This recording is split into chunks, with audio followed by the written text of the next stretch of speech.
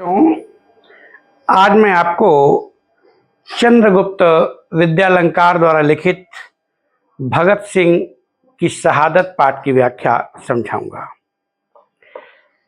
बेटा, ये संस्मरण महान क्रांतिकारी सरदार भगत सिंह के जीवन के अंतिम दिनों की झांकी प्रस्तुत करता है। इस पाठ में यह बताया गया है कि जब असेंबली में बम फेंकने के आरोप में भगत सिंह, सुखदेव और राजगुरु को फांसी की सजा सुना दी गई तो देश पूरा स्तब्ध रह गया, क्योंकि सारा देश इन तीनों ही क्रांतिकारियों को अपने बेटे से भी अधिक मानता था, अपने बेटे से भी अधिक प्यार करता था। महात्मा गांधी जी ने थोड़ा प्रयास किया, लॉर्ड इरविन के पास गए और उनसे निवेदन किया कि भगत सिंह, सुखदेव और राजगुरु की फांसी की सजा रद्द करवा दें। ये बात रखी गई, उस पर वायसराय ने विचार किया तो उनका ये कहना हुआ कि निस्संदेह इन लोगों की प्राण रक्षा हो सकती है, लेकिन उन्हें एक मर्सी अपील भेजनी होगी, उन्हें एक दया की याचिका भेजनी होगी। फिर सुन लीजिए, महात्मा गांधी जी ने लॉर्ड इरविन से बात की कि इन लोगों की फांसी की सजा रद्द कर दी जाए, तो उन्होंने सहानुभूतिपूर्वक उस पर विचार करने की प्रार्थना की। तो परिणाम ये आया, उन्होंने कहा कि इनकी फांसी की सजा रद्द तो हो सकती है, लेकिन इन्हें मर्सी अपील अर्थात क्षमा याचना पत्र लिखना होगा। बाहर के लोगों के मन में कुछ हर्ष की लहर दौड़ी कि चलो, क्षमा याचना पर भगत सिंह, सुखदेव और राजगुरु को फांसी की सजा से मुक्ति मिल सकती है। लेकिन यह नरपुंगो जो फांसी के तख्ते पर झूलने के लिए तैयार थे, उनके सामने यह प्रस्ताव लेकर जाए कौन? किसी की हिम्मत नहीं हो रही थी कि वो जाए और भगत सिंह, सुखदेव और राजगुरु से ये कहे कि आप एक मर्सी अपील लिख दीजिए।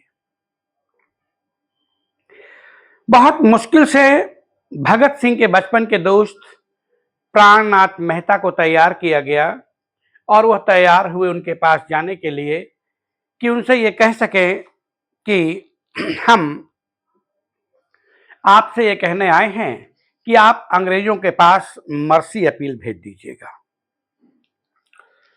खैर, बड़ी मुश्किल से झिझक के साथ पहुंचे वहां पर, तो प्राणनाथ मेहता ने कहा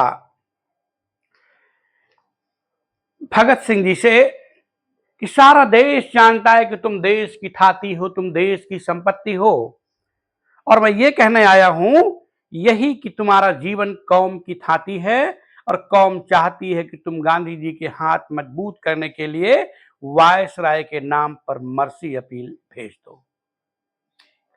भगत सिंह ने जब पूछा कि आप क्यों आए प्राणनाथ, बताइए, ऐसे तो बहुत कम आना होता है, आज लगता है कुछ कहना चाहते हो। तो उन्होंने कहा मैं यही कहने आया हूं कि तुम देश की थाती हो, महात्मा गांधी के हाथों को मजबूत करने के लिए तुम्हें जीवित रहना होगा, देश के लिए जीवित रहना होगा। मैं आपसे प्रार्थना करता हूं कि आप वायसराय के नाम एक मर्सी अपील भेज दें। एकाएक तीनों गंभीर हो गए और राजगुरु ने कहा प्राणनाथ, तुमसे हमें यह उम्मीद न थी, कोई और ये बात कहता तो मैं धक्के देकर उसे कमरे से बाहर निकाल देता। सुखदेव ने कहा हम तुम्हें अपना सच्चा दोस्त समझते थे प्राणनाथ, ये बात कहने की तुम्हारी हिम्मत किस तरह हुई? भगत सिंह जी ने आंख के इशारों से दोनों को चुप किया और बड़ी शांति से पूछा, किस तरह की मर्सी अपील तुम चाहते हो? किस तरह की मर्सी अपील तुम चाहते हो? उत्साहित होकर प्राणनाथ ने कहा, प्राणनाथ को लगा कि भगत सिंह शायद कुछ मर्सी अपील लिखने के प्रयास में हैं। कहा, मुझे गलत मत समझो मेरे दोस्तों, हम लोग कोई ऐसी बात नहीं चाहते जिससे तुम्हारी शानदार बहादुरी को बट्टा लगे। आज रात हमारी कमेटी की बैठक में ड्राफ्ट बनाया जाएगा जो मैं कल सुबह तुम्हारे पास लाऊंगा। मतलब बोले कि कमेटी में ड्राफ्ट बनाया जाएगा कि आपको मर्सी अपील में क्या लिखना है।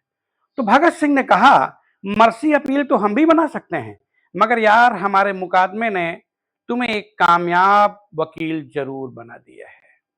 कहा कि मर्सी अपील तो हम भी बना सकते हैं, मगर यार हमारे मुकदमे ने तुम्हें एक कामयाब वकील जरूर बना दिया है। यानी प्राणनाथ मेहता के ऊपर व्यंग किया। 22 मार्च 1931 को सुबह रक्षा समिति द्वारा ड्राफ्ट लेकर प्राणनाथ पुनः जेल में पहुंचे। भगत सिंह ने हंसते हुए कहा, यार जाने भी दो, हम लोगों ने तो मर्सी अपील भेज दी है, अधिक देर करना अच्छा नहीं था। प्राणनाथ ने समझा कि भगत सिंह उनके स्वभाव के अनुसार मजाक कर रहे हैं। भगत सिंह बोले, यार मर्सी अपील लिखना भी कोई बड़ा काम है, आखिर दया की भीख ही तो मांगनी थी। प्राणनाथ के पैरों के तले की जमीन खिसक गई। उन्होंने पूछा, क्या लिखा है उस अपील में तुमने? कोई कॉपी है तुम्हारे पास? भगत सिंह ने पास ही बड़ी किताब उठा ली। उसकी जिल्द के साथ वाले सफेद कागज पर पेंसिल से अंग्रेजी में कुछ लिखा हुआ था, और जो लिखा हुआ था उसका आशय इस प्रकार था, उसका मतलब इस प्रकार था, हम लोग इतिहास के विद्यार्थी हैं और जानते हैं कि राष्ट्रों की शक्ति का चक्र हमेशा चलता रहता है। भारत आज पराधीन है और आप लोग हमारे आका बने हुए हैं, अर्थात हमारे मालिक बने हुए हैं। पर हम यह भी जानते हैं कि बहुत वक्त तक आप हमारे मालिक नहीं बने रह सकेंगे। भारत में आज आजादी की जो तड़प विद्यमान है, भारत में आज आजादी की जो तड़प विद्यमान है, उसके हम तीनों प्रतिनिधि हैं और हम ये स्वीकार करते हैं कि हम आपकी सरकार के शत्रु हैं। इस शत्रुता पर हमें गर्व है। हम लोग आपके विरुद्ध युद्ध करते हुए गिरफ्तार हुए हैं। हमें मालूम ही है कि चंद दिनों में आप हमें फांसी पर चढ़ाने वाले हैं। वह फांसी जो हमारी इन कोठरियों से कुछ ही गजों की दूरी पर है। इस पत्र द्वारा हम तीनों आपसे अपील करते हैं कि हम तीनों को आप फांसी पर न चढ़ाकर हमें अंग्रेजों द्वारा बंदूक से शूट करवा दीजिए। आप जानते हैं कि युद्ध में पकड़े गए शत्रुओं को इसी तरह शूट किया जाता है, फांसी नहीं दी जाती। पत्र समाप्त करते करते प्राणनाथ मेहता जो उनसे पत्र लिखाने के लिए गए थे, उनकी आंखों में आंसू भर आए। मेहता अचानक आगे बढ़े और सबसे पहले उन्होंने भगत सिंह के चरणों में अपना मस्तक झुकाया और सुखदेव और राजगुरु की ओर बढ़े ही थे कि दोनों दोस्त पीछे हट गए। प्राणनाथ ने उक्त स्थान की उक्त जगह की धूल अपने माथे पर लगा ली। भगत सिंह ने कहा, इस तरह नहीं दोस्त, आओ गले मिले। इस तरह से संपूर्ण पाठ में भगत सिंह, सुखदेव और राजगुरु की वीरता का बखान किया गया है। और जब उनको फांसी देने का हुआ तो इतने ज्यादा उनका साम्राज्य था, इतना ज्यादा उनकी पकड़ थी समाज में, क्षेत्र में, देश में, लोगों के बीच में, कि सरकार, अंग्रेज सरकार की हिम्मत नहीं हुई कि उनको नियत समय पर फांसी दें। मध्य रात्रि के 1 बजे अचानक सारा लाहौर जाग उठा। गली गली में बच्चे और नौजवान ये चिल्लाते घूम रहे थे, उठो उठो, सोने वाले उठो, भगत सिंह और उनके साथियों को फांसी हो गई। भगत सिंह जिंदाबाद, राजगुरु जिंदाबाद, सुखदेव जिंदाबाद। कचहरी के बाहर अभी अभी उर्दू में एक छोटा सा नोटिस लगाया गया था कि शाम के 6 बजे गुरुदेव, भगत सिंह, राजगुरु और सुखदेव को फांसी दे दी गई है और उनके अपने अपने मजहब अर्थात धर्म के अनुसार उनका दाह संस्कार भी कर दिया गया है। बात यह हुई कि पंजाब सरकार को जब ज्ञात हुआ कि 24 मार्च की प्रातः 1 लाख के करीब व्यक्ति जेल के बाहर जमा होंगे, 1 लाख लोग जमा होंगे और उससे भी ज्यादा भी लोग आ सकते हैं, तो सरकार की यह हिम्मत नहीं हुई कि इतने लोगों का सामना कर लें। इसीलिए उनको फांसी 1 दिन पहले ही शाम को दे दी गई और लोग देखते रह गए। उस जुलूस में तीनों शहीदों के अधजले अंग प्रत्यंग एकत्र कर 3 लंबे बाक्सों में अर्थियां तैयार की गईं और 24 मार्च की दोपहर को लाहौर में उनका ऐतिहासिक जुलूस निकाला गया। लेखक भी जुलूस में शामिल था। शाम को रावी के किनारे लाखों व्यक्तियों की मौजूदगी में एक चिता फिर से जलाई गई, जिसमें तीनों वीरों के शरीर खंड एक साथ रख दिए गए। भारत के इतिहास का वह एक अमर दिन था। बेटा, इस तरह से ये पाठ पूर्ण हुआ। आपको संपूर्ण पाठ की एक्सरसाइज कराते हैं। महात्मा गांधी ने भगत सिंह उनके साथियों की फांसी की शर्त दिखाने के लिए किससे अपील की? बेटे, अभी मैंने बताया है, लॉर्ड इरविन से। ख नंबर। इस संस्करण में किसने एमए की पढ़ाई बीच में ही छोड़ दी थी? बेटे, प्राणनाथ मेहता ने। किसने कहा कि हम लोग तो आजादी की नींव के पत्थर हैं? इसमें इसका उत्तर है सुखदेव। ग नंबर। किसने कहा कि इतने सीरियस न बनो राजगुरु, तुम्हारा ये रूप देखकर मुझे डर लगता है? बेटा, ये प्राणनाथ मेहता ने बोला था। अंतिम क्षणों में भगत सिंह क्या पढ़ रहे थे? लेनिन द्वारा लिखित पुस्तक। बेटा, सभी के विकल्प हैं ख, ग, ग, क और घ। अगला है लिखित के उत्तर, इसके मौखिक के उत्तर। इस पाठ में किस घटना का वर्णन किया गया है? आपको मालूम है, भगत सिंह, सुखदेव और राजगुरु की फांसी की घटना का। भगत सिंह के अन्य साथियों के नाम बताओ। राजगुरु और सुखदेव। मर्सी अपील क्या होती है? दया की याचना। प्राणनाथ मेहता कौन थे? भगत सिंह के बचपन के साथी और एक वकील। अंतिम क्षणों में भगत सिंह क्या पढ़ रहे थे? लेनिन द्वारा लिखित पुस्तक। लिखित के प्रश्न है बेटा, वायसराय किसके कहने पर किस बात पर विचार कर रहे थे? वायसराय भगत सिंह और उसके साथियों की फांसी की रजा रद्द करने वायसराय भगत सिंह और उसके साथियों की फांसी की सजा रद्द करने की गांधी जी की अपील पर सहानुभूतिपूर्वक विचार कर रहे थे। आसफ अली साहब का क्या कहना था?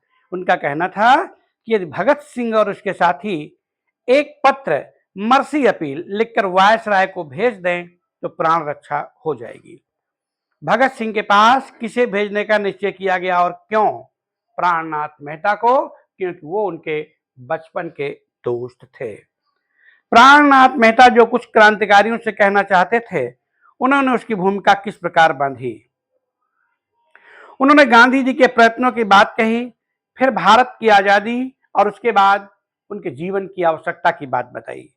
मर्सी अपील पर भगत सिंह की क्या प्रतिक्रिया थी?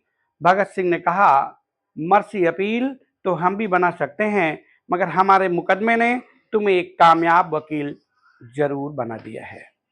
बेटा, भगत सिंह ने मर्सी अपील का मसौदा जो तैयार किया था उसका सार अपने शब्दों में लिखो। आप स्वयं लिख सकते हैं बेटे।